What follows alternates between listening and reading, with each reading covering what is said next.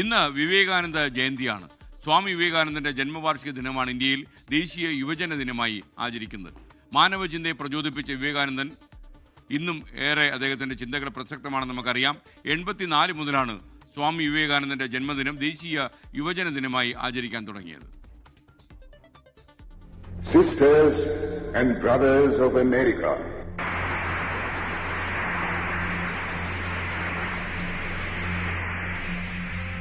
it fills my heart with joy unspeakable to rise in response to the warm and cordial welcome. എഴുന്നേൽക്കുക, ഉണരുക, ലക്ഷ്യം കാണുന്നതുവരെ പ്രയത്നിക്കുക. ഈ വിവേകാനന്ദ വചനം ലോകമെമ്പാടുമുള്ള യുവാക്കൾക്ക് ഇന്നും വലിയ ഊർജമാണ് പകരുന്നത്. ഇന്ത്യയുടെ ജ്ഞാനമായി ലോകമറിഞ്ഞ യുഗപുരുഷനായിരുന്നു സ്വാമി വിവേകാനന്ദൻ. ശാരീരികവും മാനസികവുമായി കരുത്തുള്ള യുവതയെയാണ് സ്വാമി വിവേകാനന്ദൻ സ്വപ്നം കണ്ടത്.